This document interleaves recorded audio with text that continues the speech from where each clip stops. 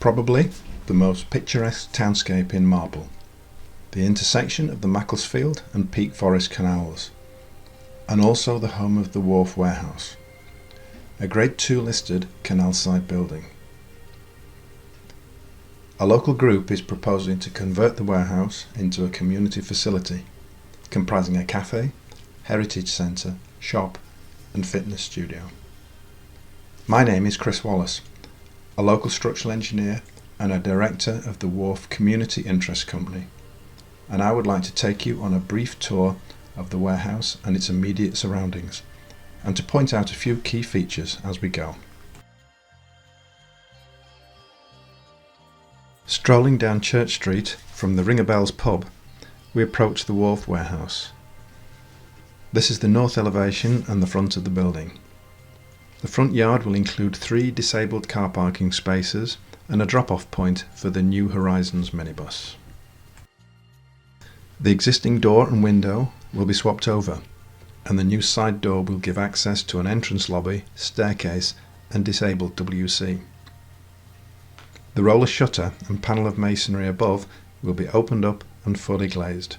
This will be the main access to the ground floor cafe and shop.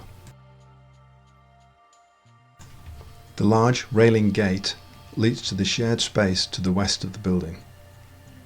This cobbled space will remain in the ownership of Canal Rivers Trust and will be used as a boating services yard and by New Horizons, the disabled persons boating organisation.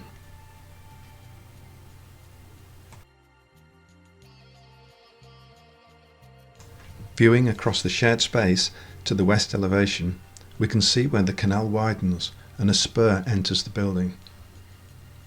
The canal passing into and through the building to a finger dock on the east side is one of the most exciting features of the project.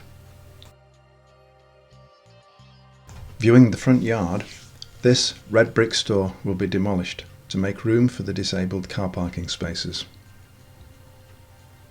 Making our way to the east of the building and access to the garden, this white hoarding will be replaced by a stone wall and a feature iron gate, wide enough for buggies and prams, and will give a good view of the garden and the canal beyond. Pausing here for a minute to look at the stone quoins and the cast iron rainwater system. These large stones give stability to the corners of the building and also add to the visual aesthetics of the stonework. The building fabric is in reasonable condition, however some areas badly need repointing, and I will touch on this later. The surface water will discharge into the canal, but we shall need to provide some drainage at the front of the building. Currently, the rainwater discharges directly onto the surrounding ground. The cast iron guttering and downpipes will need to be repaired or replaced. Before we go through to the garden, let's take a last look at the front of the building. If you look carefully, you can see the large timber lintel just below the roof eaves level. The original full height opening has been infilled and a small first floor window added. Our local conservation officer has agreed that the original opening can be reformed and 2 large windows provided. This will make an excellent feature to the front of the building. Passing through the gate, we enter the warehouse garden. On sunny days you'll be able to grab a coffee and a cake from the cafe and relax in the garden area. We also have the finger dock where the canal exits the building and the external stone staircase. This stone staircase is currently the only access to the first floor of the building. The stairs have to remain, but they do not comply with current access regulations for means of escape. A separate internal staircase will need to be provided. As you can see, some local repairs will be needed to this external staircase.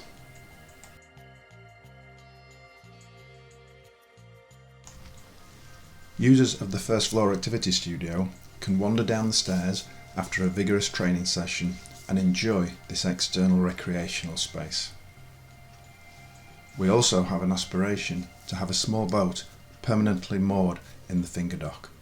This would be a great added attraction for the project. This opening will be fully glazed, giving great views from the cafe.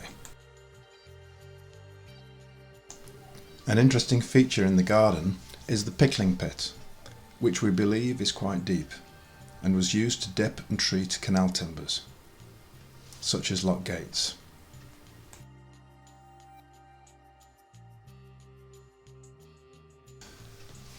Another great feature of the building is the external canopy. As you can see, there is not much of it left, and most of the timbers are rotten, especially where they're embedded into the walls of the building. We have a requirement under the building listing to reinstate this canopy to its original form, which will require extensive repairs and a new roof. The roof of the warehouse will require complete removal and reinstatement, comprising new felt, insulation and reinstatement of the original roof tiles and copings. The upper southwest corner of the building has some significant cracks in the masonry, which will require structural repairs. These cracks will need specialist stitching with stainless steel pins prior to repointing.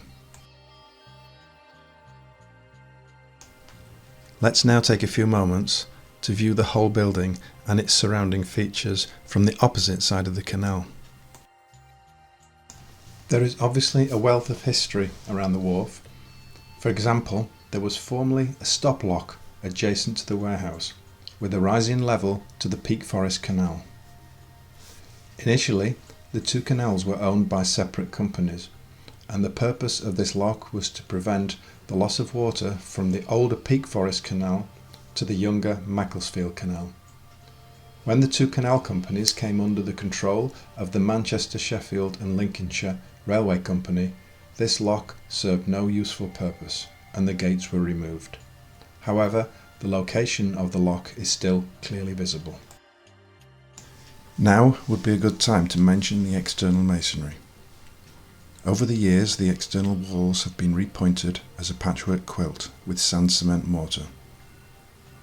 This pointing was too hard and unsuitable for this type of building, and over time the stonework has degraded. We shall replace this pointing completely with traditional lime mortar, as close as possible to the original construction process, which will help limit the damage. Now let's take a look inside the building, starting with the first floor. Climbing the external steps and taking in this magnificent entrance door, this is definitely a feature we shall want to keep.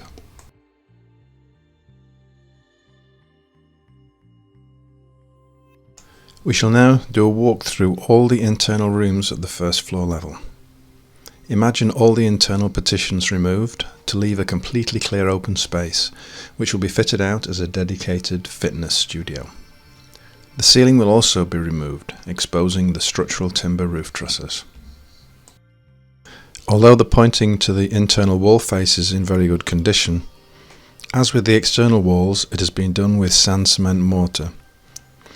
Although less critical than the external walls, it would be good to replace this pointing also with lime mortar. You recall I mentioned reforming the original opening in the external wall. This will be the location of the new large window, which will bring in lots of light and create a great feature in the fitness studio. This is an interesting room with these projecting timber rails embedded into the wall. They're a bit large for coat hooks. Your suggestions would of course be welcome.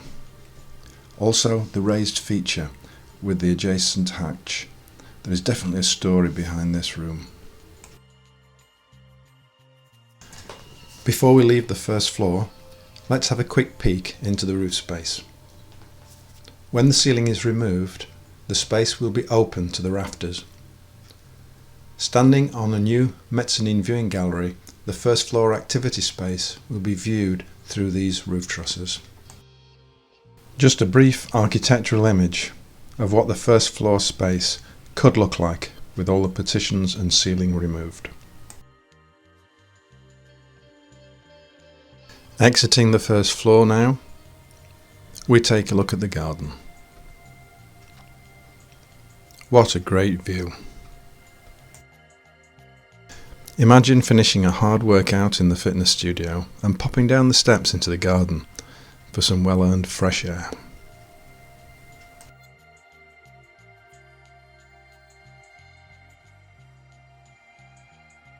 Finally, we take a walk around the ground floor of the building, which is in a dilapidated state and in need of much care and attention. The roller shutter door will be replaced by a large feature window incorporating an entrance door, which, as mentioned previously, will be the main access to the cafe and shop. The first floor is supported by large timber beams, which are in turn supported by cast iron columns. The ceiling will be sound insulated and reboarded, and the timber beams will be exposed as a feature. The masonry walls will also remain exposed and unlined. The canal, which runs through the building to the finger dock, has to remain as part of the canal system.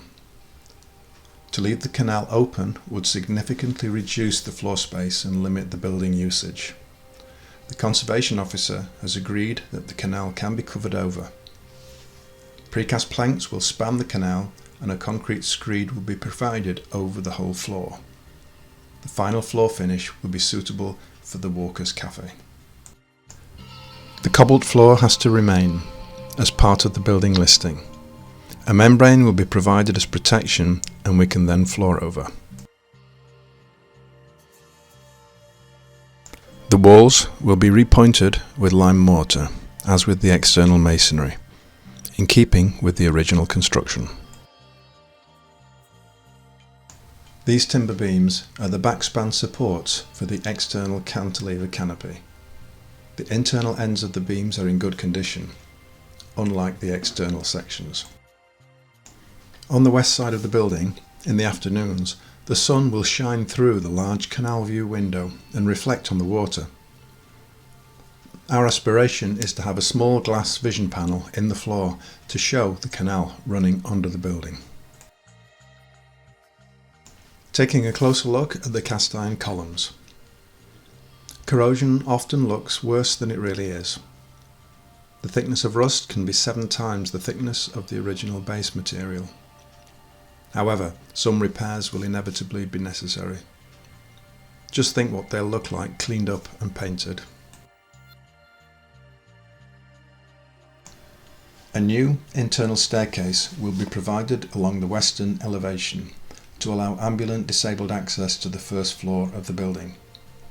An entrance lobby and disabled toilet and baby change area will be formed in this front corner, incorporating this existing masonry enclosure. It is a requirement of the building listing that we keep as much of this masonry enclosure as possible. Just a couple of architectural images to give you a flavour of what the ground floor cafe and shop space could look like.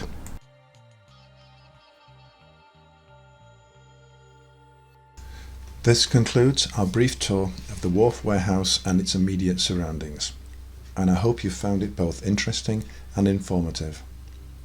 On behalf of the Wharf CIC team, I thank you all for your support on this exciting community project.